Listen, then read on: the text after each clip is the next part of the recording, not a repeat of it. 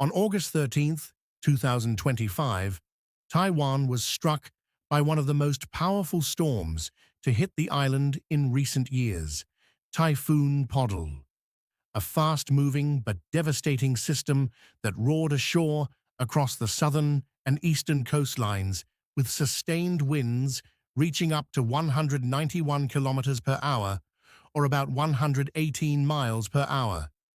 Making landfall near Taichung's Taimali township around 1 p.m. local time, the storm unleashed its full fury almost immediately, toppling trees, ripping apart buildings, and turning normally calm streets into zones of chaos. The day began under grey skies, but by early afternoon, those clouds had deepened into a violent, churning wall of wind and rain. For many residents, the first sign that this was not going to be an ordinary typhoon was the sound, howling gusts so loud they drowned out voices, punctuated by the sharp cracks of trees snapping and objects slamming against walls. In Taichung City, the force was enough to blow out floor-to-ceiling glass windows at a local convenience store, scattering shards across the tile floor and leaving employees in shock. Along the coast, the site of the Jinlan Ocean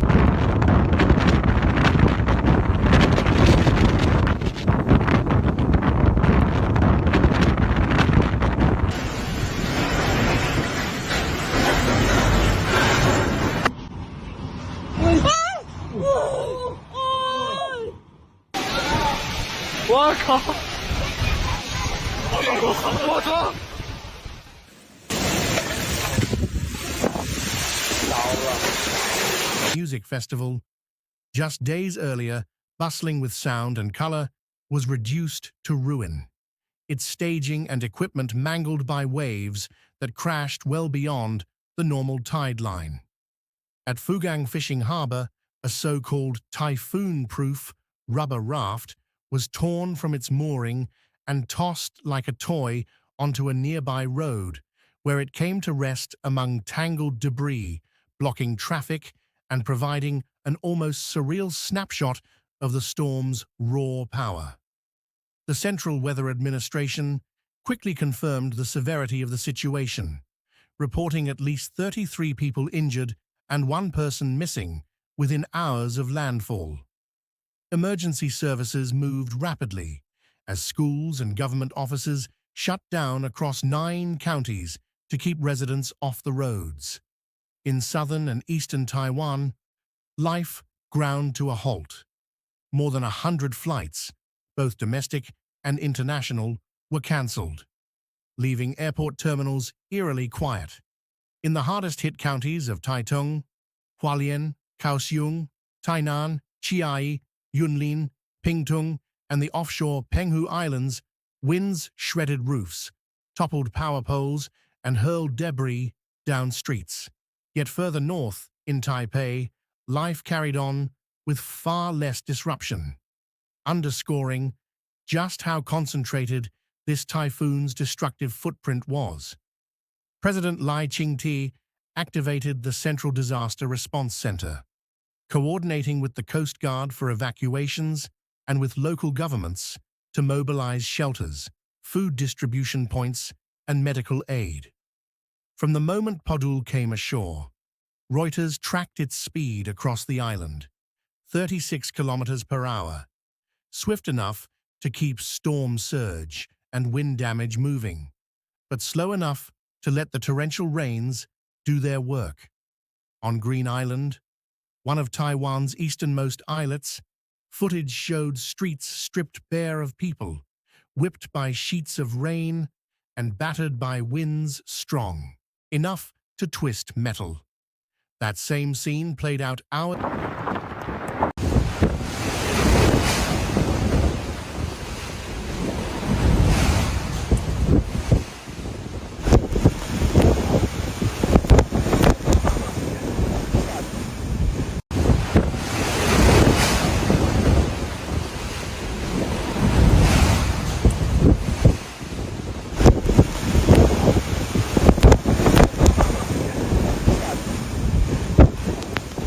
Hours later, along the mainland coast, cars overturned, trees snapped or uprooted, and seawalls pounded by relentless waves. Social media lit up with dramatic images, headlines in motion, showing coastal roads blocked by fallen palms, shop fronts torn open, and intersections littered with roofing sheets and broken glass. Warnings from the Central Weather Administration made clear that Podul's impact wasn't over. Rainfall totals in the southern mountains could reach 600 millimeters, or about 24 inches, within just a few days, raising the dual threat of flash floods and landslides. The steep terrain of eastern Taiwan is notorious for funneling rainwater down into valleys and low-lying towns, and with the ground already saturated from earlier summer storms, the risk was extreme. Authorities urged residents in mountainous villages to prepare for possible evacuation and to stay tuned to emergency alerts. By the time Podul moved offshore into the Taiwan Strait, the storm had begun expanding outward, threatening parts of Fujian and Guangdong provinces in China. Coastal authorities there ordered the evacuation of approximately 15,000 residents, recalled fishing boats to port, and pre-positioned emergency response units. Although forecasts showed the system would weaken over the coming 48 hours, its circulation, spanning nearly 120 kilometers in width, was still capable of generating dangerous seas and localized flooding. On the ground in Taiwan, the list of damages grew by the hour. Roadside signs hung twisted or were torn entirely from their posts. Agricultural regions reported severe losses, with fields of crops flattened and fruit trees stripped bare. In some places, farm structures collapsed under the combined weight of rain and wind. Power grids were severely disrupted. Thousands of homes plunged into darkness, some for more than a day, as crews fought to repair downed lines in treacherous conditions. Emergency shelters filled with people who had left damaged homes behind.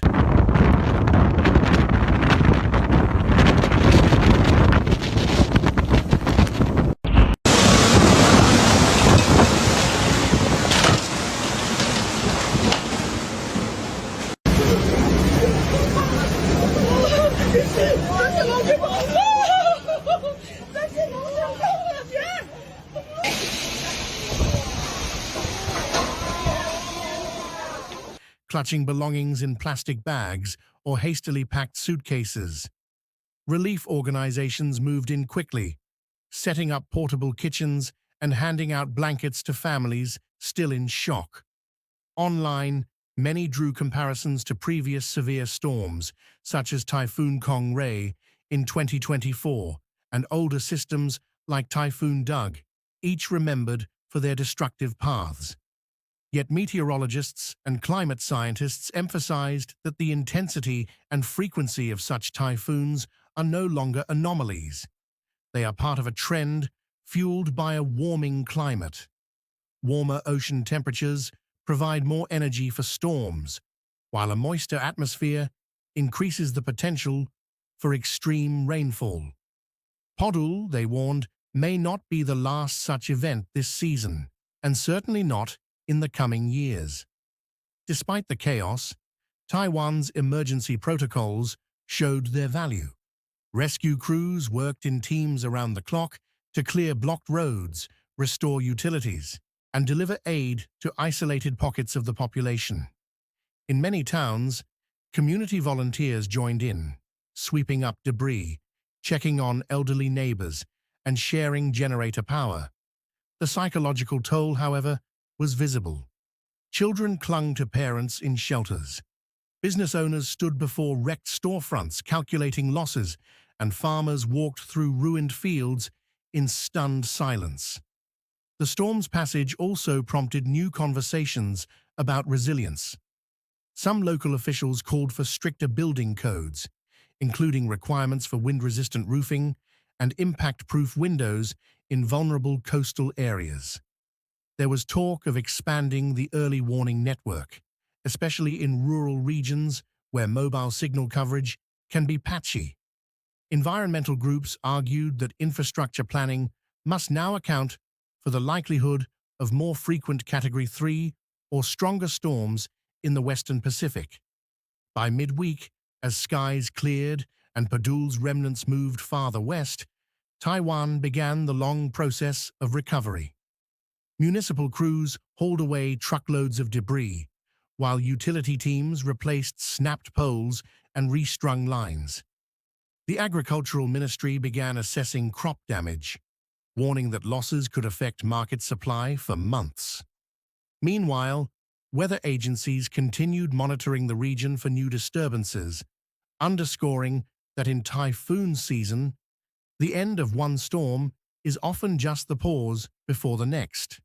For residents of southern and eastern Taiwan, Typhoon Podul will be remembered not only for the damage it caused, but also for the stark reminder of nature's raw, uncontainable power. It was a day when the wind could pick up a raft and toss it onto a road, when waves could erase festival grounds overnight, when glass could shatter in an instant and transform a familiar street into a hazard zone. Yet it was also a day when communities rallied, when strangers offered shelter, and when first responders moved without hesitation into harm's way to protect others. In that balance of devastation and resilience lies Taiwan's enduring story, one of vulnerability, but also of readiness, adaptation, and collective resolve.